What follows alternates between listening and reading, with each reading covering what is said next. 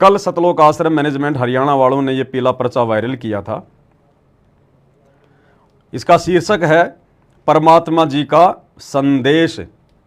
इस पीले पर्चे का शीर्षक क्या है? परमात्मा जी का संदेश। अब जाहिर सी बात है भाई और बहनों, हिसार जेल से सतगुरु रामपाल जी का संदेश। हालांकि ये लोग खाली जुबान से बोलते हैं, हृदय से मानते नहीं है परमात्मा सतगुरु रामपाल जी को, केवल जुबान से बोलते हैं और फॉर्मेलिटीज भक्ति मार्ग में नहीं चलती भाई। तो क्या संदेशा है, क्या इन्होंने पीला पर्चा निकाला है? दिनांक 17 मई 2025, समय 4:35 शाम की। परमेश्वर कबीर जी की प्रिय संगत को व सेवादारों को दास का शुभ आशीर्वाद।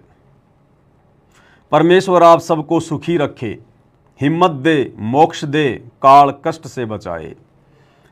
काल के द्वारा फैलाए जा रहे भ्रम जाल से बचे रहो। दास के दिशा निर्देश अनुसार अपने भक्ति धर्म कर्म यानी सेवा दान सुमरण करके इस दुखालय काल लोक से निकलकर परम शांतिदायक सनातन धाम सतलोक में जाकर सदा सुखी रहो।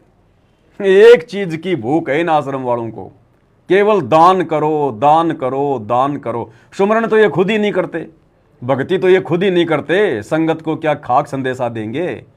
और जो लोग खुद भक्ति नहीं करते उनके द्वारा दिया गया संदेशा संगत पे कहां काम करेगा? आगे क्या लिखा है? परमात्मा ने कमाल कर दिया लगता है, सतयुग आ गया। सुना जाता था कि परिवर्तन होगा, ये परिवर्तन होना शुरू हो गया है। रोटी कपड़ा और मकान हर गरीब को देगा कबीर भगवान। गुरुजी की तरफ से क्या लिखा हुआ बताया सतलोक आश्रम वालों ने कि गुरुजी ने हिसार जेल से लिख के भेजा है कि रोटी कपड़ा और मकान हर गरीब को देगा कबीर भगवान। ये पॉइंट ध्यान में रखना भाई और बहनों, क्योंकि दास की ड्यूटी भगवान ने इसीलिए लगाई है कि मैं इनके अंदर से मसाला निकाल के आपको दे सकूं, क्योंकि इन आश्रम वालों को समझ में नहीं आता इन्होंने क्या लिख दिया या क्या लिख के आया होगा।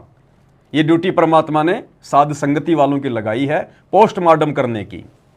तो आप इस पॉइंट को ध्यान में रखना, यह आगे काम आएगा। रोटी कपड़ा और मकान हर गरीब को देगा कबीर भगवान।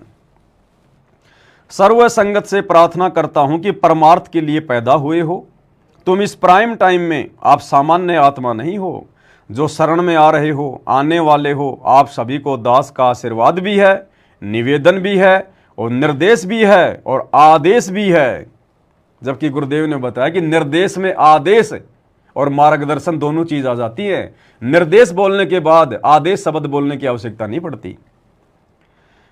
अब क्या कह रहे हैं सतलोक आश्रम मैनेजमेंट हरियाणा के अनुसार? उनके कबीर भगवान क्या कह रहे हैं?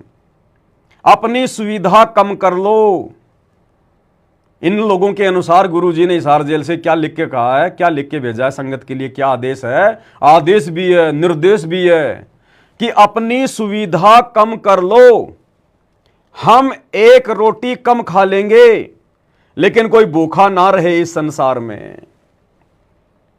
इन आश्रम वालों के अनुसार गुरुजी ने क्या कहा, हिसार जेल से क्या लिख के भेजा है, क्या आदेश दिया है संगत को कि अपनी सुविधा कम कर लो।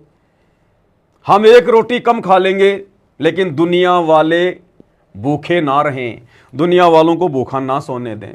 अब भाई और बहनों, यहीं पे दोगलापन आ गया। देखो यहीं पे दोगलापन आ गया। ऊपर क्या लिखा है कि रोटी कपड़ा और मकान हर गरीब को देगा कबीर भगवान। फिर भगतों ने रोटी थोड़ी खाने की क्या जरूरत है भाई? भगतों ने अपनी सुविधा कम करने की क्या आवश्यकता भाई? अरे दुनिया वालों को सुखी रखने के लिए, भूखी जनता को खाना खिलाने के लिए फिर भगतों ने सुविधा कम करने की क्या जरूरत है? एक रोटी कम खाने की क्या जरूरत है? जब कबीर भगवान ही सबको रोटी कपड़ा और मकान देगा, उनका नारा है कि रोटी कपड़ा और मकान सबको देगा कबीर भगवान, तो फिर कबीर भगवान दे रहा है ना, तो फिर भक्तों को रोटी कम खाने की जरूरत क्या पड़ गई? फिर वो कबीर भगवान कहां हुआ जो अपने भक्तों की रोटी छीन रहा है और दुनिया वालों का पेट भरने की बात कर रहा है?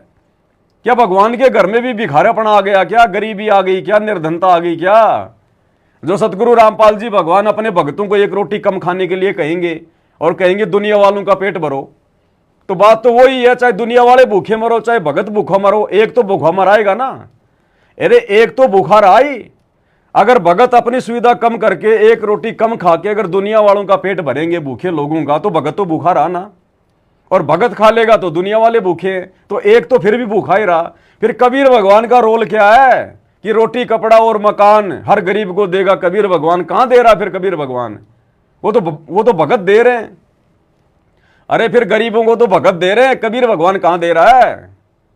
तो भाई और बहनों, ये देखो ऐसा ऐसा तो ये आदेश निकालते हैं जिसका ना कोई सिर है ना कोई पैर है।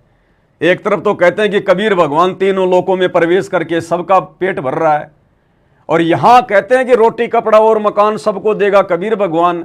और फिर अपने भक्तों को कबीर भगवान कह रहा है इन लोगों के अनुसार कि आप एक रोटी कम खा लो, एक टाइम खाना कम खा लो, अपनी सुविधा कम कर लो, लेकिन दुनिया वाले भूखे नहीं सोने चाहिए। तो बताओ कबीर भगवान कभी ये बात कहेगा? अरे जो परमात्मा तीनों लोकों में प्रवेश करके सबका पेट भरता है, उसके घर में किस चीज की कमी है? और हम तो उसके भगत हैं, उसकी शरण में आ गए, उसकी भक्ति कर रहे हैं। अपने भक्तों के लिए परमात्मा कभी ये कहेगा कि तुम एक रोटी जो है वो थोड़ी खा लो? बताओ, ये तो इनके संदेश आ रहे हैं, परमात्मा का संदेश लिख दिया नाम। इनको परमात्मा की परिभाषा का पै भी इनको पता नहीं है। अरे फिर वो भगवान कहां हुआ, परमात्मा कहां हुआ? भगवान, गुरुदेव ने भगवान की क्या परिभाषा बताई? जो हमें भोग्य वस्तु दे, जो खाने को हमें अच्छे अच्छे जो पदार्थ दे, जो पेट भर खाना दे, हमारी हर सुख सुविधा का ध्यान रखे, उसको कहते हैं भगवान, परमात्मा।